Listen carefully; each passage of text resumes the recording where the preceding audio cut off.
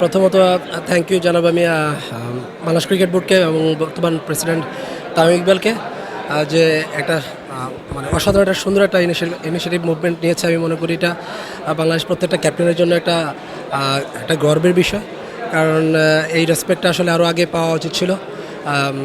তামিম ইকবাল থেকে আমরা এই উদ্যোগটা নেওয়া হয়েছে এবং আমরা পেয়েছি। আমি মনে করি সারা শুধু ক্যাপ্টেন না, ওয়ার্ল্ড ক্রিকেটের যত ক্যাপ্টেন এদেরকেও আমি মনে করি ওই রেসপেক্টটা দেওয়া হয়েছে এবং ওয়ার্ল্ড ক্রিকেটের যত ক্যাপ্টেনরা আছে দেখবে ওই রেসপেক্টটা। আমি মনে করি যে এটা আমার জন্য অনেক বড় পাওয়া এবং বাংলাদেশ ক্রিকেট বোর্ডকে মানে মানে অশেষ ধন্যবাদ জানাতে চাই। হ্যাঁ, অবশ্যই আমরা একসাথে প্লেয়াররা সবাই মিট হয়েছে একসাথে, বাট বাংলাদেশের সকল ক্যাপ্টেন একসাথে মিট হওয়া হয়তো বা আরও কিছু ক্যাপ্টেন মিস হয়েছে, বাট এটা আমি মনে করি যে অসাধারণ। কারণ তামিম ইকবালের সাথে যখন দুপুরে কথা হয়েছিল, ও সবসময় বলেছে যে এই ক্রিকেট বোর্ডটা আপনারা বুক ফুলিয়ে হাঁটবেন এবং এখানে এটা আপনাদের জন্যই, বাংলাদেশ ক্রিকেট বোর্ডটা আপনাদের জন্যই।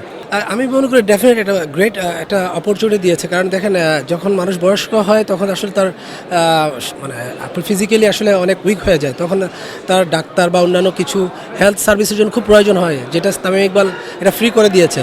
আমি মনে করি যে এটা মানে গ্রেট। আসলে এখানে একটা ইমোশন চলে আসতেছে।